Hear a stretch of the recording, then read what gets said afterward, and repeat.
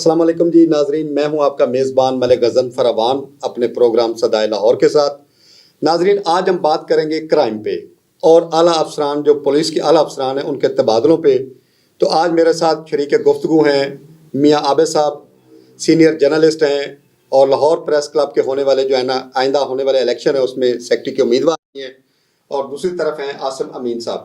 تو میاں صاحب، پچھلے دنوں آپ نے دیکھا کہ 6 سے 7 آئی جی بدلے، آئے دن ڈی آئی جی بدلو، ڈی پی او بدلو، ایس پی بدلو، لیکن کرائم کی شرح تو پھر کنٹرول نہیں ہو رہی۔ جی ملک صاحب، بڑا خوبصورت سوال آپ نے کیا ہے کہ تبادلوں کی وجہ سے کبھی بھی کرائم نہیں رکتا۔ ٹھیک ہے۔ لاہور جو ہے وہ 1.14 کروڑ کی آبادی پر مشتمل ہے۔ ٹھیک ہے۔ تو یہاں پہ ہمیشہ آج سے 5 سال پہلے تک ہم یہ صورتحال دیکھتے رہے ہیں کہ ٹیم ورک کے طور پر پولیس کام کرتی تھی۔ اس کے بعد نئی حکومت آئی تو نئی حکومت جو تھی، چونکہ پہلی دفعہ تحریک انصاف حکومت میں آئی، تو نہ ان کے کوئی جاننے والے تھے، نہ ان کو کوئی ایکسپیرینس تھا۔ ٹھیک ہے۔ اب جن لوگوں پہ الزامات تھے انہوں نے ان چیزوں کو تو پس سے پشت ڈال دیا، اور اس کے بعد اپنی مرضی کا ایک بندہ لا کے بٹھا دینا، جب اس سے مطمئن نہ ہونا تو پھر دوسرا لے آنا۔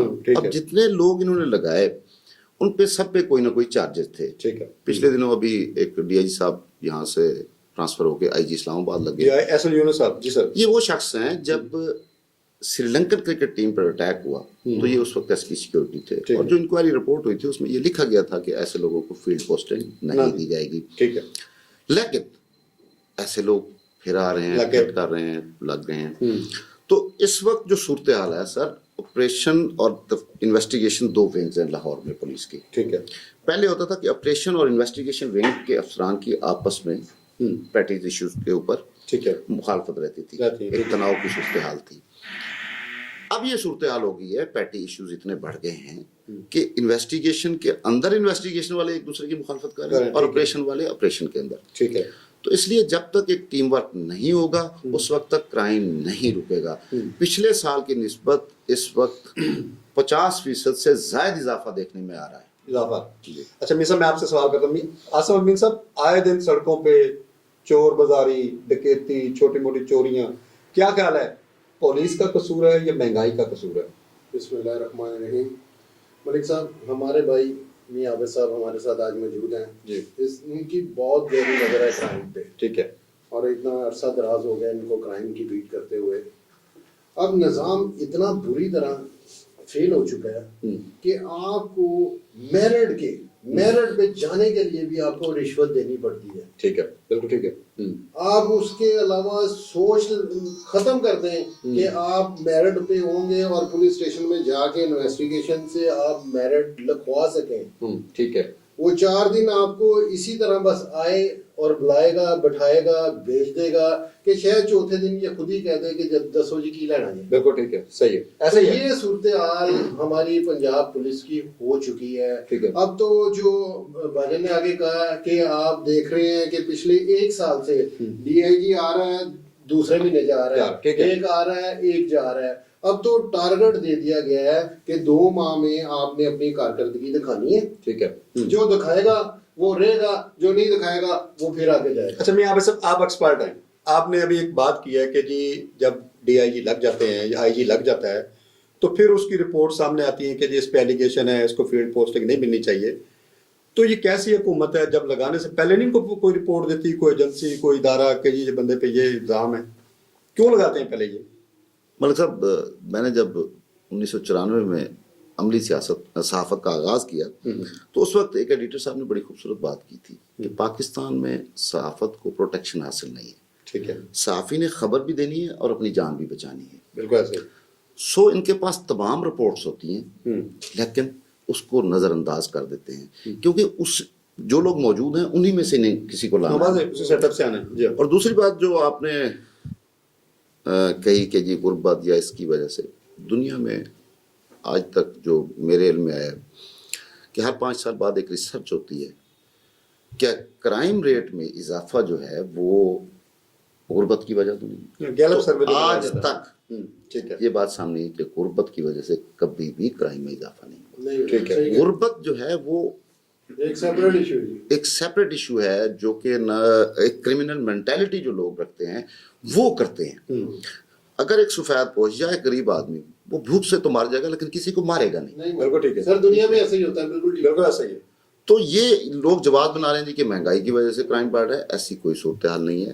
صرف یہ ہے کہ ٹیم ورک نہیں ہے. جب ایک افسر جو ہے جب اپنی اسٹریٹجی بناتا ہے اور اس کو وقت سے پہلے آپ تبدیل کرتے ہیں, اس کو تو اس 1 کروڑ 14 لاکھ کے شہر کو سمجھنے میں ٹائم لگتا ہے. بالکل لگتا ہے. تو جتنا وقت دیا جاتا ہے اس میں تو وہ سمجھ نہیں پاتا. تو اس وجہ سے کرائم پہ ہوتا ہے. اچھا آسم صاحب, عام ایک کہاوت ہے کہ جی ہر کرائم کے پیچھے پولیس والے کا ہاتھ ہے, گینگ کی سرپرستی کرتے ہیں, اس طرح کی جو بھی ہے صورتحال. نہیں ملک صاحب, یہ بات میں سمجھتا ہوں کہ میں تو نہیں مانتا. اپنی میری رائے یہ ہے کہ دیکھیں کچھ ایسے لوگ ہر فیلڈ میں ہوتے ہیں کہ سرپرستی کرتے ہیں لوگوں کی. پیسہ ایک ایسی چیز ہے, پیسہ پھینکو تماشا دیکھو. ٹھیک ہے. اس میں آپ یہ نہ کہیں کہ پولیس والے ہیں, اس میں اور بھی بہت سارے شعبے ہیں. پھر بات کہیں کی کہیں چلی جائے گی. اس میں آپ ہر شعبہ ہے, یہ نہیں کہ کوئی شعبہ, ہر شعبہ ہی ہے کہ پیسہ.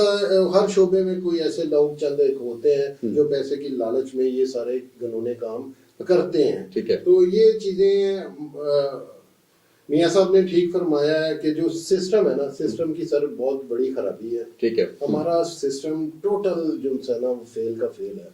کوئی نظام نہیں ہے. آپ عدلیہ سے بھی چلے جائیں نا تو دیکھیں آپ, اب پنجاب پولیس بہت سا گلا شکوہ یہ کرتی ہے کہ جی ہم جن کو میرٹ پہ چلان کاٹتے ہیں وہ دوسرے دن ان کی بیل ہو جاتی ہے. بیل ہو جاتی ہے. بالکل ٹھیک ہے. اب تو وہ سارے معاملہ جو سے 302 ہو یا 324 ہو یا کوئی بھی ہو, وہ سارے ڈن بیسس پہ وکیل حضرات نے کیے ہوتے ہیں. یہ کرتے ہیں اس کی اتنی فیس ہے, آپ کی بیل کنفرم دیں گے آپ کو. اچھا, پھر نظام کہاں ٹھیک ہوگا سر؟ یہ سب آخری سوال میں نے آپ سے کرنا ہے کہ پولیس کے بڑے بڑے افسران لینڈ مافیا ہیں, کیا کہتے ہیں؟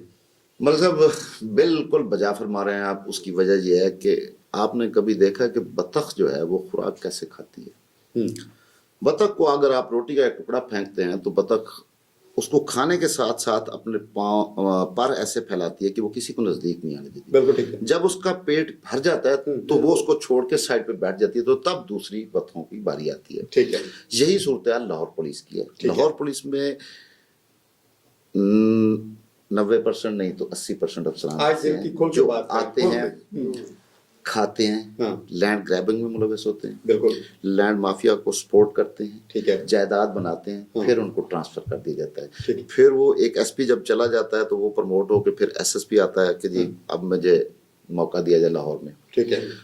پھر وہ کھاتا ہے, پھر وہ چلا جاتا ہے. اچھا, تو یہ آنا جانا ان کا لگا رہتا ہے. اور اگر یہ لوگ اگر ان کو سپورٹ نہ کریں یا کرپشن میں ملوث نہ ہو تو کسی کی جرت نہیں ہے بالکل ٹھیک ہے کہ لاہور میں مافیا بنا سکے. آسم صاحب بتائیں آخری 1 منٹ میں آپ کیا سوچتے ہیں ان افسران کے ساتھ کیا رویہ اختیار کیا جائے, کیا کیا جائے ایسے افسران کا؟